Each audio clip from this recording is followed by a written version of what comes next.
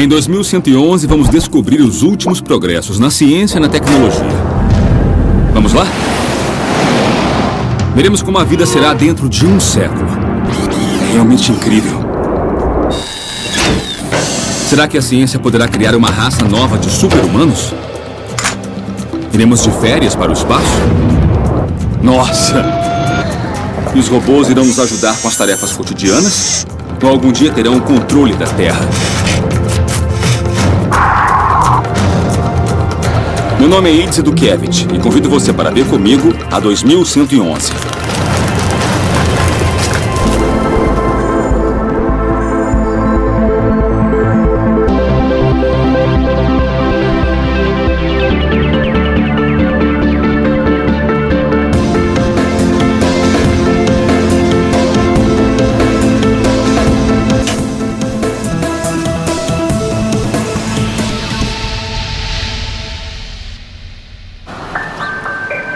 O primeiro automóvel e o primeiro avião são invenções com mais de 100 anos. Desde então, o transporte transformou radicalmente nossas vidas. Ainda assim, a velocidade média do trânsito na maioria das cidades modernas é de um cavalo ou carroça. Vivo numa das cidades mais populosas do mundo. Desde pequeno eu queria ter meu próprio carro voador para escapar da loucura do trânsito. Posso levar mais da metade do dia para cruzar a cidade. Quero descobrir se a ciência conseguiu revolucionar a forma como nos transportamos. É possível ser mais rápida, evoluída e limpa? Convido você para descobrir como vamos nos transportar no futuro. Nesta viagem, contarei com futurólogos, especialistas que se dedicam a entender como a tecnologia afetará nossas vidas no futuro. Sou bem otimista quanto ao futuro. No geral, acho que as pessoas subestimam as mudanças que acontecerão no mundo. Dentro de 100 anos, acredito que a forma como vamos nos locomover irá mudar radicalmente. Se você quiser olhar adiante, precisa pensar em veículos elétricos diferentes ou carros voadores que sejam automatizados, sistemas de transporte completos que vão muito além do que podemos imaginar. Minha viagem ao futuro começa em Amsterdã, onde meu sonho de criança de ter um carro voador se transforma em realidade. Criado pelo engenheiro holandês Robert Dingemans, o PAL-V é a abreviação do nome em inglês para Veículo Pessoal de Ar e Terra. O PAL-V é parte de nosso futuro. O uso de veículos voadores, sem dúvida, fará parte do futuro. E não é só nossa opinião. Já existem grandes empresas automobilísticas que consideram o futuro com carros voadores. Faz 10 anos que Dingemans trabalha em seu carro voador. Mas a parte mais difícil do projeto não foi fazê-lo voar. A originalidade está no modo de conduzi-lo. As pessoas esperam que a inovação seja voar, mas não é. Normalmente, carros voadores possuem asas muito pesadas, o que traz problemas de estabilidade ao veículo quando viaja em estradas. A solução está em inclinar o automóvel, assim como uma motocicleta faz nas curvas. Esse controle dinâmico do veículo permite ao PAL-V alcançar até 180 km por hora, sem perder estabilidade. Conseguimos fabricar um avião estável em solo, e essa foi, com certeza, a nossa maior inovação. Mas o que torna o PAL-V realmente especial é o modo como ele voa. Segundo Dingemans, em apenas 10 minutos, esse carro se transforma em girocóptero.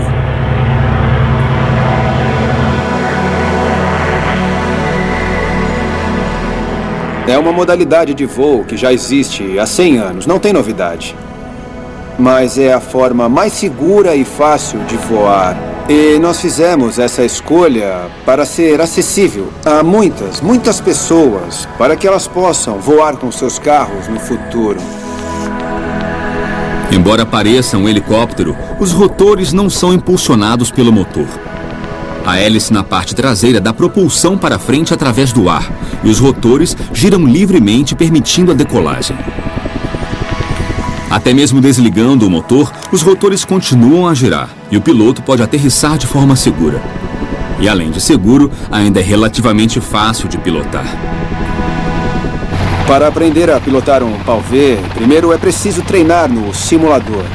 E após 10 horas de voo simulado, você faz o seu primeiro voo em um veículo real. No total, são necessárias de 20 a 30 horas de voos reais para obter a licença. Então, estará pronto para pilotar o seu Pal-V. Sendo avião e carro ao mesmo tempo, existem problemas de design. Mas outra vez, Dingman se pensou em tudo. Outro fator importante é que não queremos funcionamento duplo. Porque se acontecer alguma coisa e tiver que reagir rapidamente, deve acertar de primeira, o que com certeza não combina com funções duplas. Aqui nós temos os controles básicos. E claro que são necessários os controles para o carro e para o avião. Para voar, ele possui essa alavanca aqui embaixo, com a qual se pilota um avião. O volante não é usado enquanto estamos voando. Carros voadores como o Pal-V, além de nos levarem de um ponto ao outro com maior rapidez, também farão com que não tenhamos que construir mais estradas. Há muito espaço no céu. Nossa ideia são sistemas de autopistas aéreas. O uso do espaço aéreo não é problema, e com o tempo existirão rotas adicionais. Criar estradas no céu é fácil, é uma mudança de software em vez de construções gigantescas.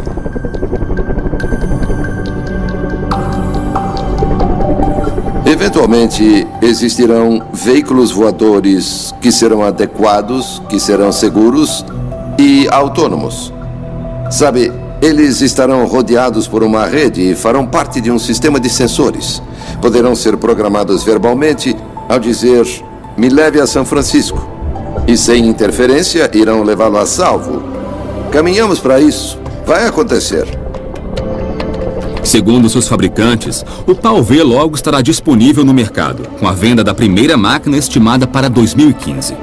Este girocóptero chegará a uma velocidade de 180 km por hora em solo e no ar, com assentos para 2 passageiros e autonomia para até 500 km. Meu carro voador não é mais ficção, é uma realidade. Enquanto isso, eu vou ter que continuar dirigindo no horário de pico. Com a vida corrida que nós levamos, é horrível desperdiçar tantas horas em congestionamentos. Se eu sair daqui, eu irei à Alemanha, onde nasceu o motor moderno do automóvel e onde eu posso encontrar o veículo que é a solução para o problema do transporte.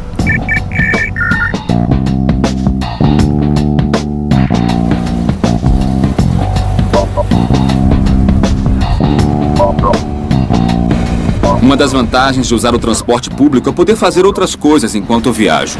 Eu posso ler o jornal, mandar mensagens de texto, ligar para um amigo ou terminar um trabalho. Mas por que não fazer tudo isso com a comodidade de estar no meu próprio carro? Um grupo de cientistas em Berlim parece ter a resposta. Uma resposta que resolve muitos problemas de transporte. Eu vou à Universidade Livre conhecer pessoas do grupo de inteligência artificial, que tem como responsável o professor mexicano Raul Rojas. Rojas dirige um projeto chamado Made in Germany, que transformou um carro convencional em um que anda sozinho. Bom, nós temos um projeto para desenvolver automóveis autodirigidos do futuro que se trata na ideia de eliminar o condutor. Então, computadores e sensores dentro do automóvel recebem todos os dados para mover o carro de maneira independente e levá-lo de um ponto a outro da cidade. O professor Rojas me convida para conhecer seu trabalho em Tempelhof, um aeroporto desativado nos arredores de Berlim. O carro possui um sistema preciso de navegação GPS, não apenas semelhante aos que encontramos em qualquer carro moderno, mas também conta com um scanner a laser e radares para evitar colisões.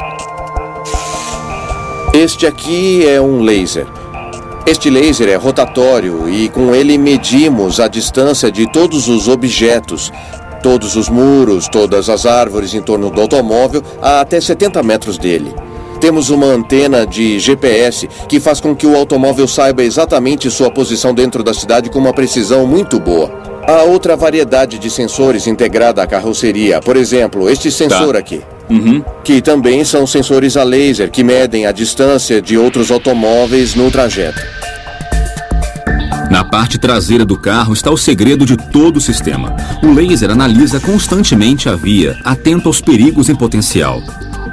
O chamado cérebro eletrônico do automóvel lê continuamente a sinalização do trânsito, calcula os riscos e ajusta a velocidade em função do tráfego e do percurso.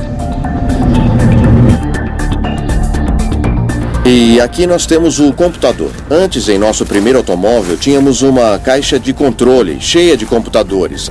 Agora utilizamos um laptop para controlar tudo. Esse é o verdadeiro cérebro do automóvel. E aqui fica todo o monitoramento. Aí fica toda a programação, o software completo. Uma tecnologia importante para evitar que pessoas perigosas ao volante como eu dirijam por aí.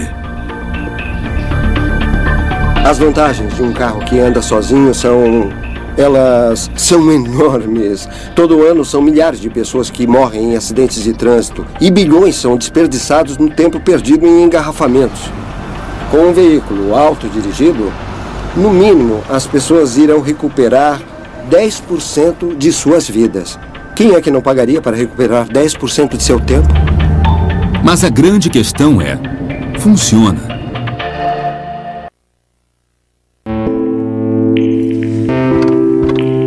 Eu farei o teste deste automóvel revolucionário que anda sozinho em um aeroporto nos arredores de Berlim. Uma tecnologia nova que promete mudar nossa relação com os carros para sempre. Automóveis autodirigidos serão tão seguros no futuro que dirigir um veículo no modo manual nas ruas vai ser proibido por questões de segurança. Vamos testar o carro em um espaço aberto. Não há outros veículos, mas o professor programa uma rota imaginária para seguirmos. E o carro a percorre com uma precisão incrível. E para mim só resta curtir o passeio. Sabe que a cada invento que eu conheço e testo, eu não quero mais voltar ao que era. Minha vontade é de ver todos os carros assim, para que possamos aproveitar agora. E agora o teste real. Deixamos para trás as ruas imaginárias da pista de aterrissagem para testar o sistema nas ruas de Berlim. Então eu vou para o banco de trás. Esse carro que se autodirige ainda é um protótipo e, para a segurança da cidade, não pode ser dirigido por alguém que não seja um condutor certificado. E outra vez, o carro autodirigido passa no teste com honra. Ele reconhece a mudança dos semáforos, reconhece os cruzamentos e mantém visão permanente do resto dos veículos nas ruas.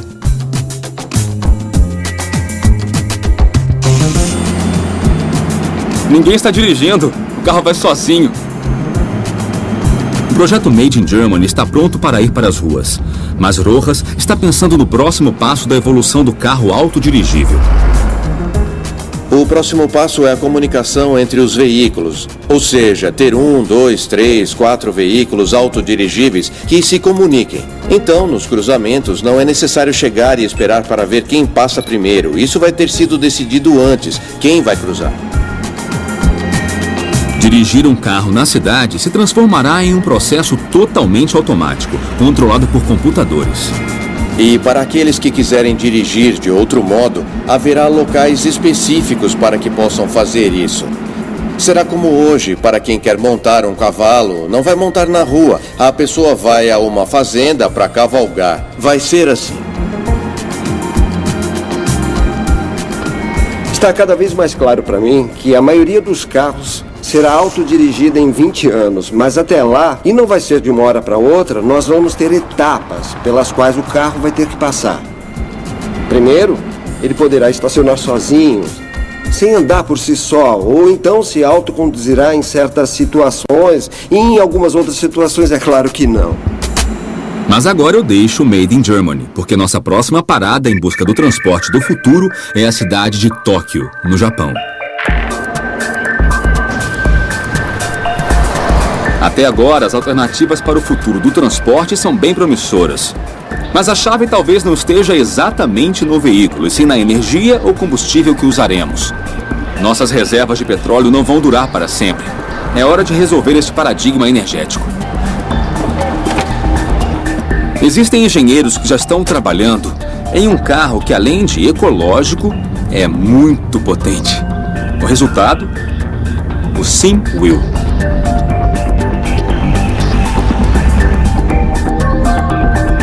O SimWheel é um carro elétrico criado por Hiroshi Shimizu, professor da Universidade de Keio, em Tóquio.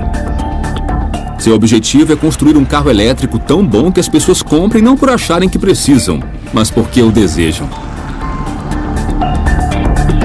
As pessoas querem carros com alto rendimento, o que implica em aceleração, espaço interno e comodidade. E quais são as diferenças entre este carro e um de combustão interna? Colocamos 4 motores em cada roda e todas as baterias estão dentro da estrutura e embaixo do assoalho. Então, como todos os componentes para conduzir o veículo elétrico estão dentro de cada roda e embaixo do assoalho, isso deixa mais espaço livre para o interior. Tem comandos sensíveis. A eficiência dos motores elétricos é bem alta. Pode andar 4 vezes mais se comparado a um veículo com motor a combustão do mesmo tamanho. E a gente pode dar uma volta? Claro.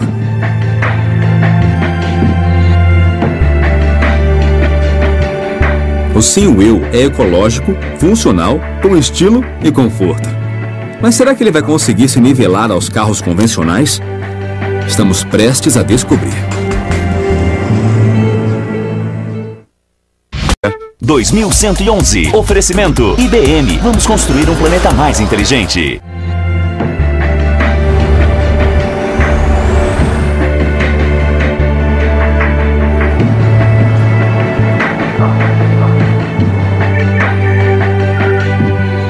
Continuamos em Tóquio, onde vamos testar o SimWheel, o carro elétrico que competirá com os veículos de combustão interna.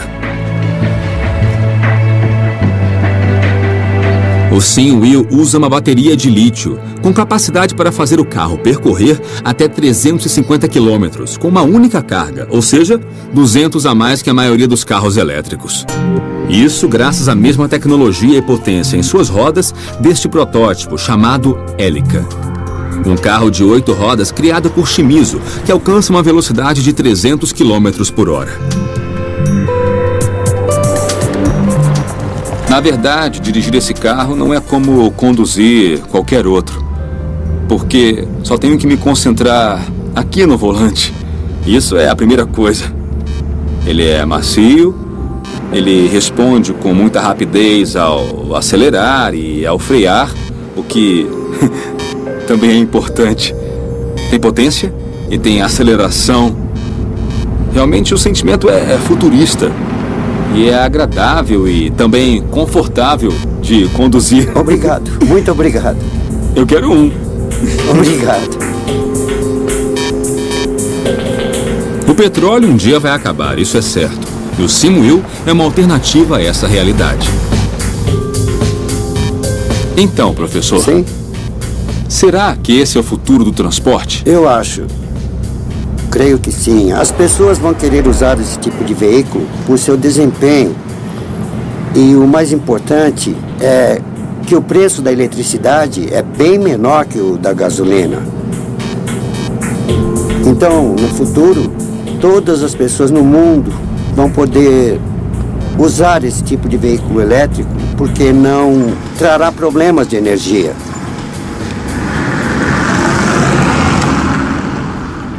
Após dirigir esse automóvel que é potente, econômico, confortável e ainda ecologicamente correto, eu acho que não há outros caminhos, além desse, para o futuro do transporte.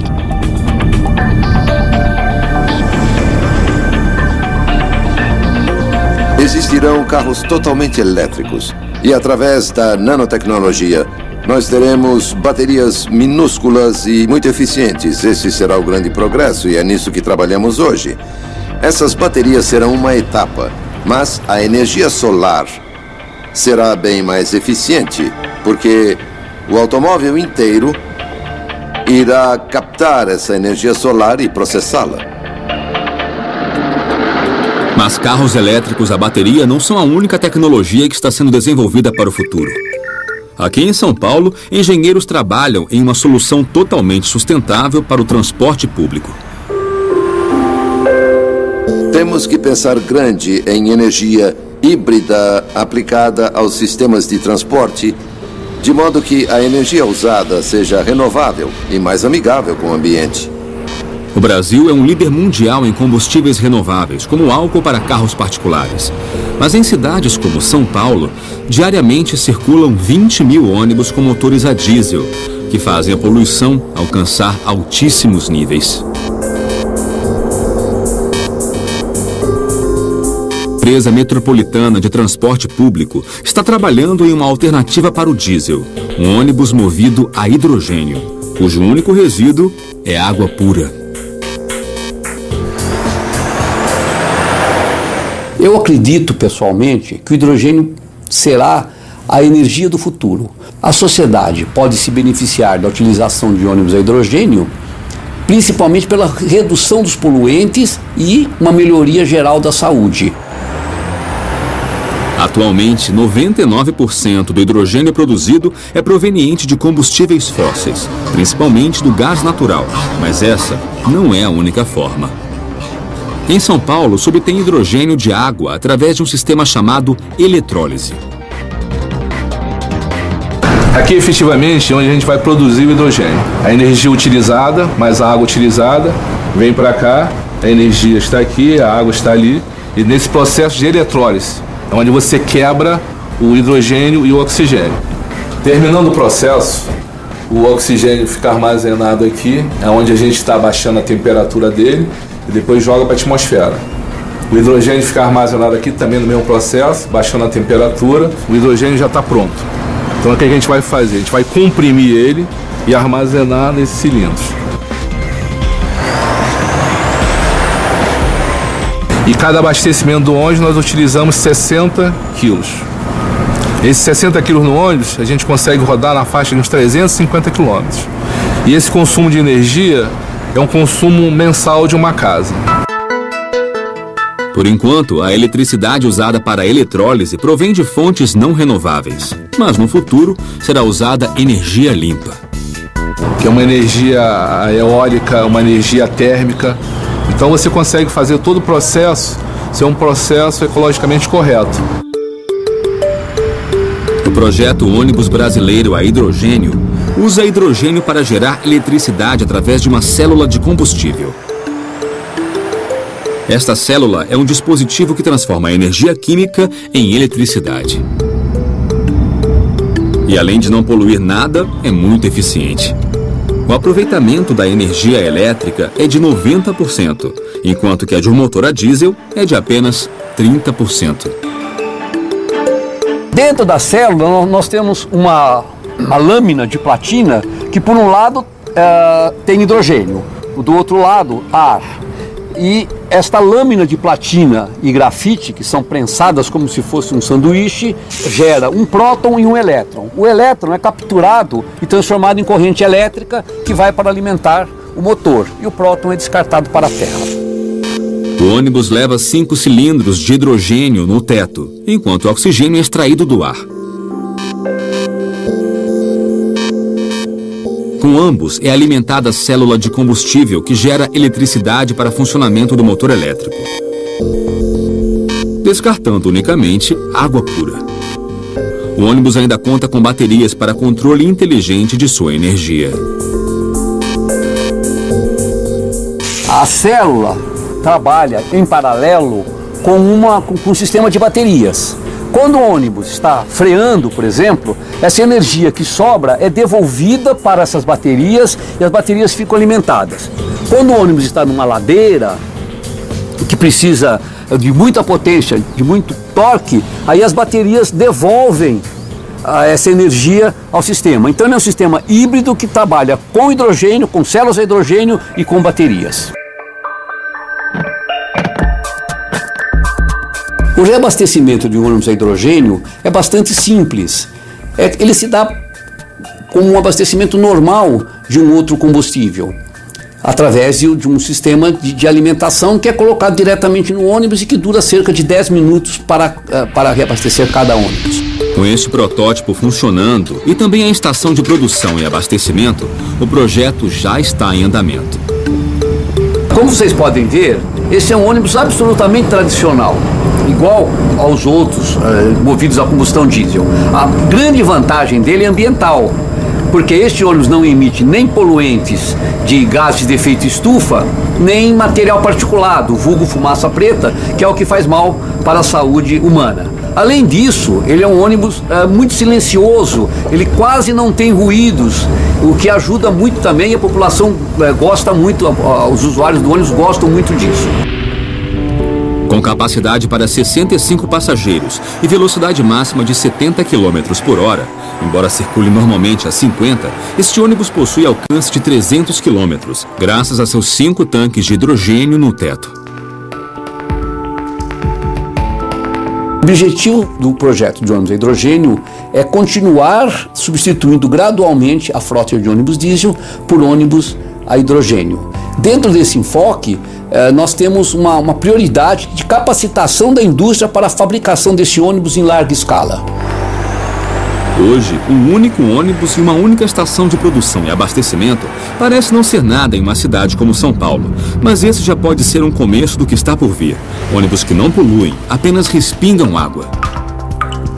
A maior parte da poluição do planeta é produzida por carros. Então, se pudermos fabricar esses carros e torná-los mais ecológicos e mais eficientes, e depois eliminar os acidentes e aliviar as regiões mais congestionadas das cidades, será possível ter um mundo melhor.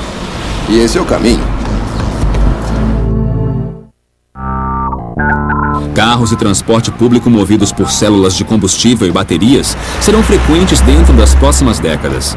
Entretanto, essas tecnologias não possuem poder suficiente para mover máquinas grandes como aviões ou barcos. Por esse motivo, numa estação militar secreta nos Estados Unidos, cientistas desenvolvem um combustível totalmente novo, utilizando apenas luz do sol e ar.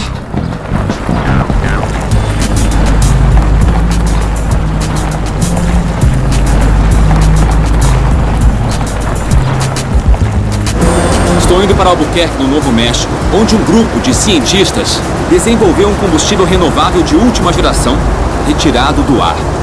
A chamada nova gasolina.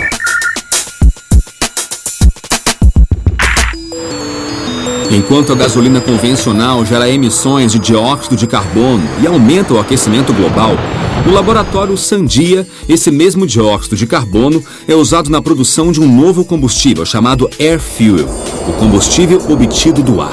O dispositivo retira dióxido de carbono do ar e captura luz solar, coleta a água da terra e da chuva e une tudo para formar o hidrocarboneto. O processo é similar à fotossíntese que as plantas realizam a partir da luz do sol. Para isso, foi construído um enorme mecanismo para captar toda a energia solar possível. Nós precisamos de equipamentos que concentrem a luz solar. Agora estamos usando um espelho parabólico. A função é a mesma que de uma lupa, mas neste caso ele reflete a luz que não atravessa. Se apontado para o sol, ele reflete para alcançar um ponto de grande concentração e chega a temperaturas elevadíssimas. Basicamente funciona da seguinte forma: esta caldeira solar atrás de mim age como uma lupa que concentra o calor do sol em um ponto específico. Vamos concentrá-lo nesta pequena placa de aço com 3 milímetros de espessura. Para dimensionar, esta seria uma lupa enorme e isto seria só uma formiguinha. Iremos derretê-la e enquanto eles preparam a lupa, eu vou preparar minha formiguinha.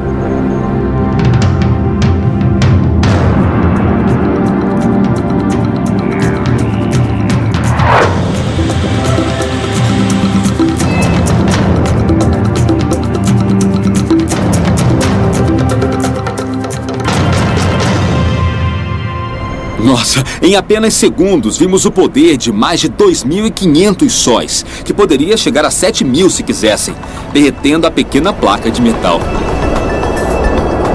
Para provocar a reação química que cria o combustível, é necessário armazenar toda essa energia em uma câmara especialmente projetada. Esse é um dispositivo chamado CR5, do nome em inglês para Recuperador Reator Receptor do Anel Contrarrotatório.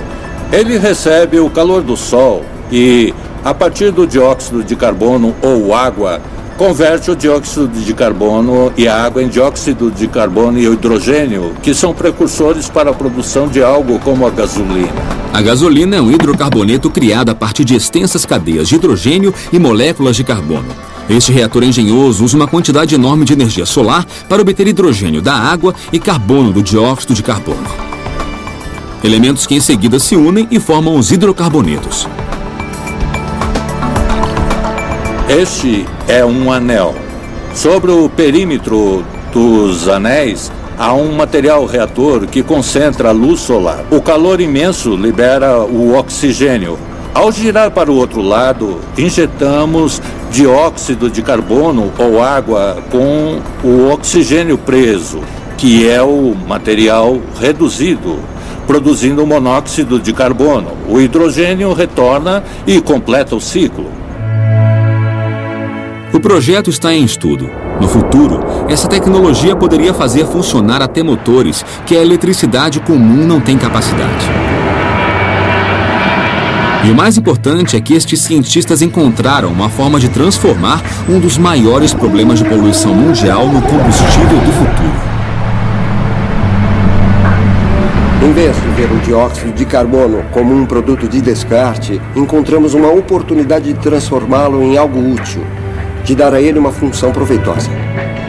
Há 10.000 vezes mais luz solar do que precisamos para obter energia, e ela é grátis.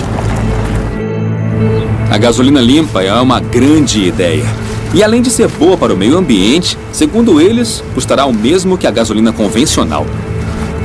Gasolina do ar. Acho que eu estou vendo o futuro.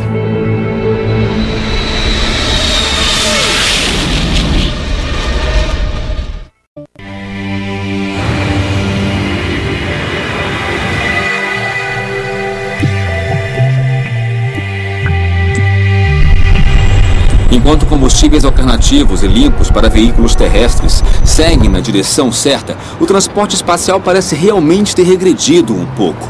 Nos últimos anos, o ônibus espacial não decolou e a NASA está sem planos de mandar uma missão tripulada a Marte em curto prazo. Entretanto, graças à privatização das viagens espaciais, podemos continuar pensando em novas aventuras, já que algumas empresas fizeram parcerias com governos para não perderem o sonho de olhar a Terra do espaço. Nossa investigação nos leva a Hawthorne, na Califórnia, onde fica a SpaceX, uma empresa de pesquisa espacial associada à NASA. A SpaceX desenvolveu meios de transporte próprios, entre eles o Dragon. Uma nave espacial reutilizável que em maio de 2012 se transformou no primeiro veículo comercial da história a chegar à Estação Espacial Internacional. Para alcançar esse objetivo, a SpaceX passou anos desenvolvendo seus próprios foguetes de lançamento, chamados de Falcon 9. Mas o grande desafio é criar e lançar naves capazes de nos levar além de onde já chegamos. O sonho de muitos de nós parece estar em contagem regressiva. Isso será possível graças ao fato de empresas privadas abaixarem os custos operacionais e de construção. Enquanto isso, o desejo de viajar para o espaço pode nos levar a um lugar mais próximo, a atmosfera. Está começando uma concorrência pelo mercado de turismo espacial. E com a concorrência chega a inovação.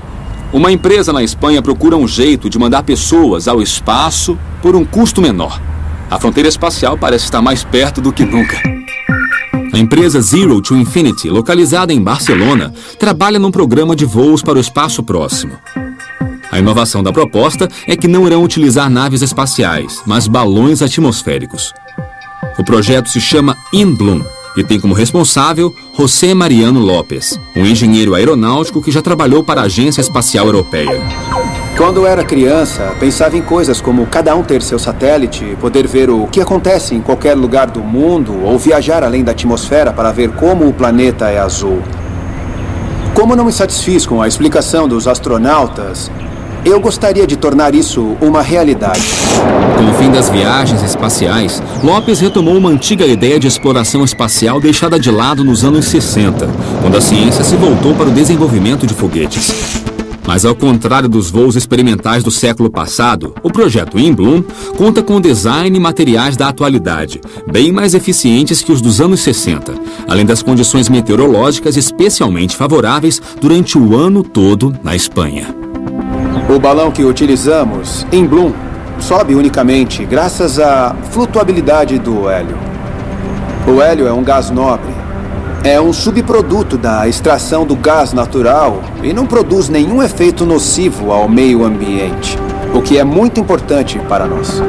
Quando a cápsula chega ao seu limite de 36 mil metros de altitude, 99,5% da atmosfera terá sido percorrida.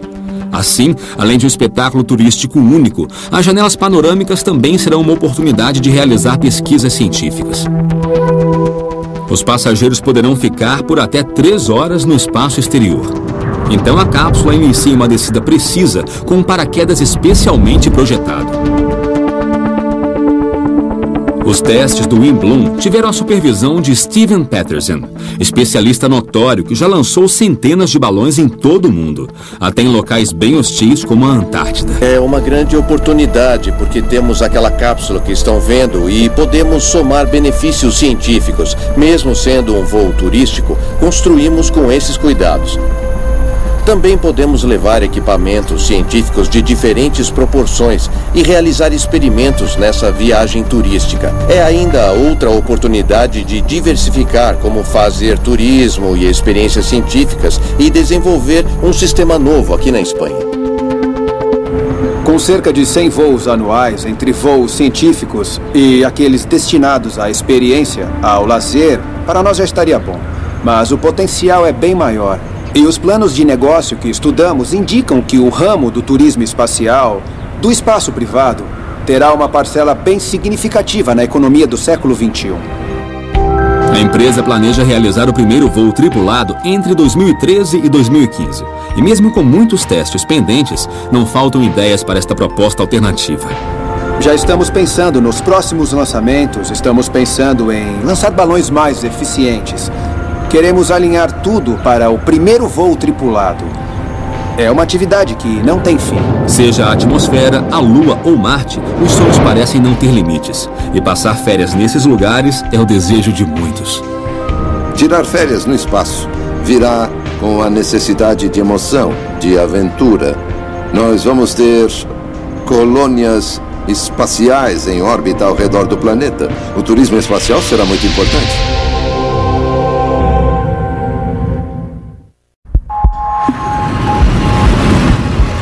Ao fim da minha viagem, irei investigar sobre a possibilidade de transporte mais extrema, a máquina de teletransporte. O teletransporte já existe. Podemos teletransportar um papel colocado em um aparelho de fax que realiza uma cópia dos detalhes na folha e então os reproduz fielmente no outro extremo. Todo mundo já se acostumou com essa ideia, tanto que em algumas conversas reservadas, quando nós conversamos, nem falamos em teletransporte. Mandar um fax é uma coisa, mas teletransportar objetos físicos é outra bem diferente. E há pouco tempo era até impossível. Agora eu vou conhecer o professor Akira Furusawa, que criou a primeira máquina de teletransporte. A máquina de teletransporte está aqui, na Universidade de Tóquio. Mas antes de vê-la, o professor Furusawa me dá uma aula de física para entender este mundo complexo do teletransporte quântico. Na comunicação cotidiana, por exemplo, a máquina de fax, nesse caso, você conserva o original. Mas não é o que acontece aqui. Na mecânica quântica, não se pode fazer uma cópia.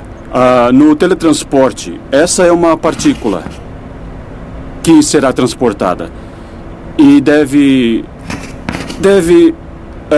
desaparecer. E essa mesma partícula deve aparecer em um outro lugar. A máquina de Furusawa não teletransporta gente, e sim fótons. Os fótons são partículas minúsculas de luz criadas por um laser infravermelho. Essa é a nossa máquina de teletransporte. usamos uma luz infravermelha bem forte. Por isso usamos os óculos de proteção. Tá.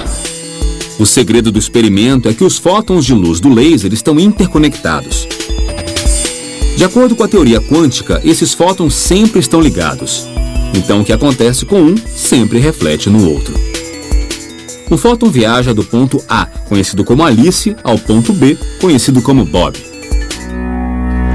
O emissor fica ali e o receptor lá. O emissor se chama Alice e o receptor se chama Bob. Alice e Bob não estão conectados. Não. O teletransporte une os dois. Exato, é isso mesmo. Nossa! Alice e Bob se transformam em dois portais. Qualquer coisa introduzida em Alice instantaneamente aparece em Bob. Entretanto, os pares de fótons unidos devem chegar a Alice e Bob exatamente ao mesmo tempo, ou a informação se perderá e o portal será quebrado.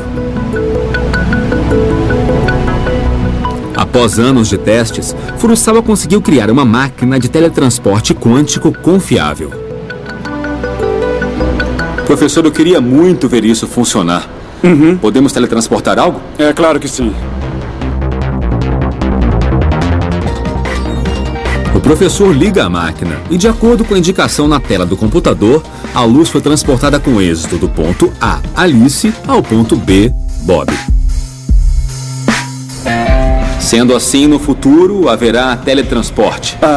Para ser sincero, eu ainda não sei dizer porque o ser humano tem muitos átomos. E, no momento, isso é informação demais para sabermos. O corpo humano possui tantos átomos que o mapeamento e envio de tudo e de cada uma de nossas partículas subatômicas levaria bilhões de anos. Em 100 anos, o teletransporte irá acontecer para objetos inanimados, mas eu acredito que não teletransportaremos pessoas até lá.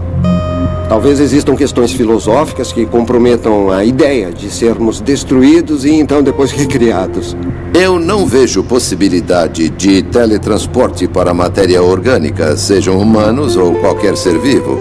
Acho que isso é bem mais complicado. Mas acontece que a física do teletransporte diz que isso é possível. Acredito que será necessário mais de um século para estudar tudo isso. Apesar de Furusawa ter um longo caminho a seguir para o teletransporte de pessoas, sua máquina já teletransporta informação. Em um futuro próximo, o sistema será usado para obtenção de conexões de internet de banda larga com uma rapidez que nunca imaginamos. E com o mundo cada vez mais conectado, talvez a necessidade de viajar acabe. A necessidade de transportar humanos ou objetos físicos irá diminuir no futuro graças à realidade virtual. Se estivermos a quilômetros um do outro, poderemos nos encontrar em um meio virtual. Será como estar juntos, apesar da distância que nos separa. O potencial é grande para o transporte do futuro. De fato, estamos prestes a resolver um dos problemas mais sérios da humanidade com a mudança dos veículos que usamos. As mentes brilhantes dos engenheiros que conheci até agora nos ajudarão a viver em um mundo mais ecológico, seguro e pacífico.